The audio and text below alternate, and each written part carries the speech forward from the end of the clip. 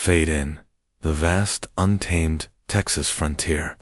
1867. Golden prairie grass stretches endlessly under a darkening sky. The wind howls like a wounded animal, bending the tall stalks in rhythmic waves. A storm brews on the horizon, thunder growls in the distance, and the first heavy drops of rain begin to fall. The camera sweeps across the desolate landscape, settling on a lone log cabin, its weathered wood groaning against the mounting gale.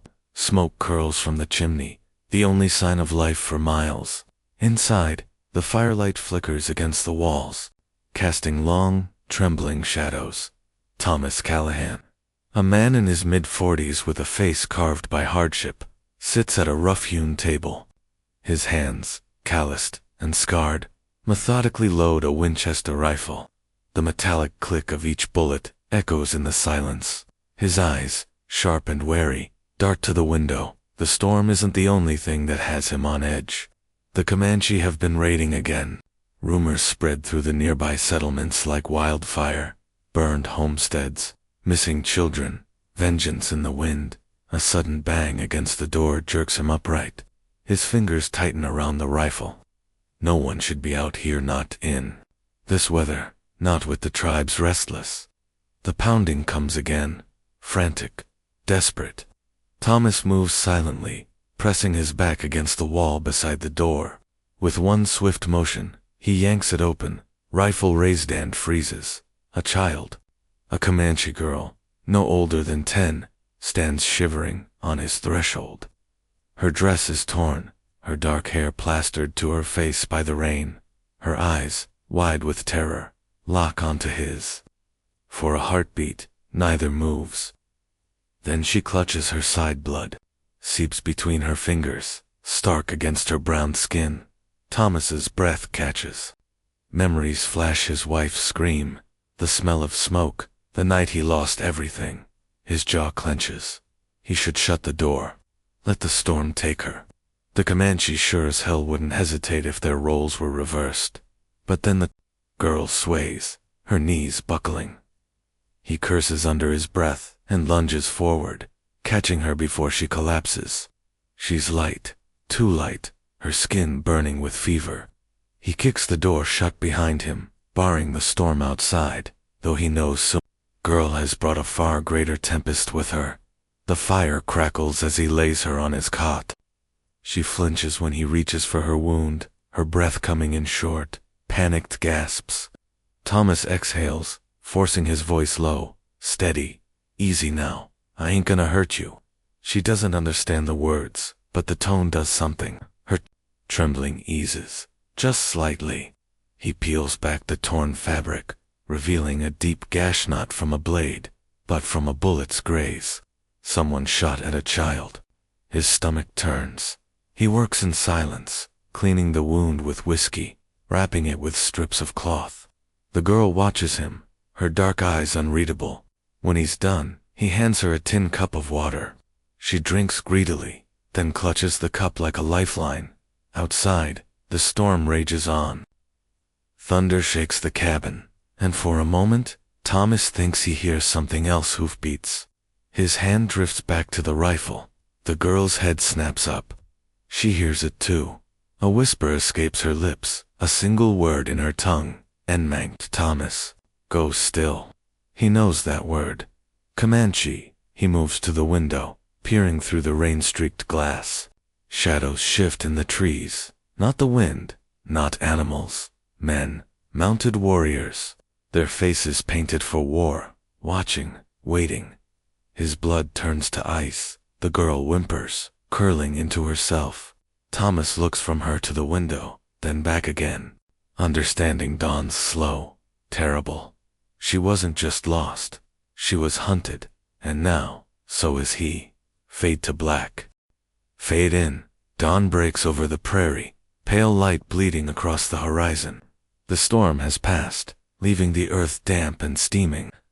Thomas stands in the doorway of his cabin, his breath fogging in the chill morning air. His rifle hangs heavy in his hands, finger resting alongside the trigger. He scans the tree line, nothing moves. Maybe he imagined the warriors. Maybe then he sees them. They emerge from the mist like ghosts, silent, unhurried, inevitable. 70 Comanche warriors on horseback, their faces streaked with war paint, their eyes locked on him. They fan out in a wide semicircle, cutting off any hope of escape. At their head rides a broad-shouldered warrior with a feathered headdress, his expression carved from stone. The girl's father. Thomas's throat goes dry. He's faced death before, but never like this, never with this kind of inevitability. He could fire, maybe take 1 or 2 down before they fill him with arrows. But that won't save the girl. The war chief dismounts, his movements deliberate. He steps forward, stopping just out of rifle range. His voice, when he speaks, is low and rough, with barely contained fury. You take my daughter. The accusation hangs in the air. Thomas swallows hard. He could lie, could say he found her wandering, that he meant to return her. But something in the chief's eyes tells him lies won't work here. She was hurt, Thomas says, keeping his voice steady. I helped her. The chief's gaze flicks to the cabin door, where the girl now stands, clutching the frame. She calls out in Comanche, her voice trembling. The chief's expression darkens. He barks an order, and 2 warriors stride forward, seizing Thomas's arms before he can react. The rifle clatters to the ground. Inside the cabin, the girl cries out, rushing forward only to be caught by another warrior. She struggles, shouting words Thomas doesn't understand, but the men hold her fast. The chief steps closer, his breath hot on Thomas's face. White men lie, he snarls. White men steal, kill. Thomas doesn't flinch, not all of us. For a long moment, the chief studies him. Then, with a sharp gesture, he orders Thomas bound. Rough hands yank his arms behind his back, tying them with rawhide. The girl screams again, fighting against her captors. Just as the warriors begin dragging Thomas toward the horses, a new voice cuts through the tension calm, measured. A man steps from the trees, his clothing a mix of Comanche and settler garb. He speaks rapidly in the chief's ear. The chief's jaw tightens, but he listens. The stranger turns to Thomas. He says you have 1 hour. He translates. Tell your story. If he believes you, you live. If not, he doesn't finish. He doesn't need to. Thomas is shoved back into the cabin. The girl is brought inside too, her small frame shaking. The chief follows, flanked by his warriors, and the stranger, who remains near the door, arms crossed. Start talking, the stranger says, so Thomas does. He tells them about the storm, about finding the girl bleeding on his doorstep. He leaves nothing out, not his fear, not his hesitation. The stranger translates in a low murmur, his eyes never leaving Thomas's face. When Thomas finishes, the girl speaks, her voice small but insistent. She tells of being separated from her hunting party, of the men who shot at her, white men. She emphasizes, not Comanche, not like Thomas. The chief listens, his face unreadable. When she finishes, the cabin falls silent. Then, without warning, the chief draws his knife. Thomas tenses, but the man only cuts his bonds. He steps back, sheathing the blade. You fight with us, he says, or die alone. Thomas rubs his wrists, confused. The stranger explains. The men who shot the girl are still out there, a band of outlaws, hiding in the hills, and the chief intends to hunt them down. You know this land, the stranger says. You help us find them. Thomas looks at the girl, at the raw fear in her eyes. He thinks of his wife, of the men who took her from him. He nods. I'll help. Outside, the warriors mount up. The chief barks orders, his voice sharp with purpose. The stranger hands Thomas his rifle. Stay close, he says, and don't miss.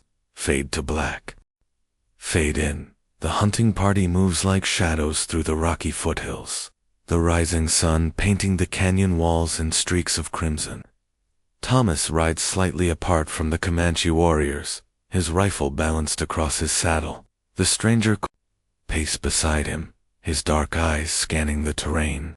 The air smells of sage, and impending violence. Somewhere ahead, the outlaws are waiting, and they have no idea death is coming for them. Thomas flexes his fingers against the rifle stock. He's fought men before, but never alongside Comanche. Never for something that feels like justice. The girl's father rides at the front, his posture rigid with barely restrained fury. Every so often, his gaze flicks back to Thomas Measure. Distrustful, Kohana notices. He won't forget what your people have done, he says quietly. But today, your bullets will speak for you. A scout returns at a gallop, his hand signals sharp in the morning light. The outlaw's camp has been found. The war chief raises a fist. The warriors dismount in unison, their movements silent as falling leaves. Thomas follows Kohana's lead, crouching behind a jagged outcrop. Below them, nestled in a box canyon, 6 men lounge around a dying fire. Their laughter carries on the wind.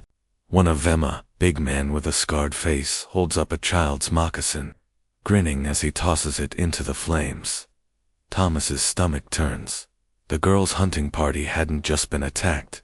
They'd been hunted for sport. The chief's breath comes. Out in a slow hiss, he turns to Thomas, eyes burning. You shoot straight, white man. Then chaos erupts. The Comanche attack without warning, their war cries splitting the air. Arrows find their marks before the outlaws can grab their weapons. Thomas picks his shots carefully. One man goes down as he reaches for a pistol. Another crumples mid. The scar-faced leader bellows orders, diving behind a supply wagon. Gunfire echoes off the canyon walls. Thomas feels the heat of a bullet whip past his cheek. He rolls behind cover, reloading with practiced speed. To his left, a young warrior takes a shotgun blast to the chest and goes down hard. Kohana snarls, putting 2 arrows into the shooter's throat. The scarred man makes a break for the horses. Thomas sights down the barrel, squeezes butt. The outlaw yanks a warrior into the bullet's path. The man falls. Guilt lances through Thomas, but there's no time to dwell. The chief is already charging after the fleeing leader, tomahawk raised. Thomas and Kohana give chase. The canyon narrows into a treacherous ravine, the outlaw scrambling over loose rock. He turns suddenly, firing wild. The bullet grazes Kohana's shoulder, spinning him around. He goes down hard. Thomas doesn't hesitate. He tackles the scarred man as he tries to finish Kohana off. They crash into the dirt, fists flying. The outlaw's knife flashes. Thomas barely twists away in time, feeling the blade slice his shirt. He drives his knee into the man's gut, then slams his forehead into his nose with a sickening crunch. The chief arrives like a thunderclap. He hauls the dazed outlaw upright, slamming him against the canyon wall. For a heartbeat, Thomas thinks he'll kill him then and there. But the chief hesitates. He looks at Thomas, then at the bloodied moccasin still smoldering in the distant campfire. Your justice, he growls, shoving the man toward Thomas. The outlaw spits blood. Damn redskin lover. Thomas's finger tightens on the trigger. He thinks of his wife, of the girl's terrified eyes, of the warrior who died because of his missed shot. The rifle shakes in his hands, and then he lowers it. No, he says hoarsely, not like this. The chief studies him for a long moment. Then, with a grim nod, he takes the outlaw by the hair. Then, our way. They return to the others. The surviving outlaws are bound, forced to their knees. The warriors murmur among themselves, casting glances at Thomas. Kohana presses a hand to his bleeding shoulder, watching silently as the chief addresses his people. When the speech ends, the warriors mount up. The outlaws are dragged behind them, ropes around their necks. Thomas understands there will be no quick death. The Comanche will take them back to their village. Let the families of the dead decide their fate. Kohana limps over, offering Thomas a wada skin. You fight with honor, he says. Then, after a pause, the girl will want to say goodbye. Back at the cabin, the child runs to her father, babbling, in relief. The chief sweeps her into his arms, his stern mask finally cracking. When he sets her down, she darts to Thomas, pressing something small and beat it into his palma bracelet. "Nako," she says softly, "bear courage." The chief approaches. For the first time, there's something like respect in his gaze. "You ride with us now," he says. It's not a question. Thomas looks at the bracelet, then at the horizon, where his old life lies in ashes. He thinks of the warrior who died today because he missed his shot, of the outlaw's mocking laughter, of the way the girl had trusted him when she had every reason not to. He meets the chief's eyes. "I ride with you." Fade to black. Text appears. The frontier didn't create heroes. It revealed them. Like and subscribe for more tales of survival.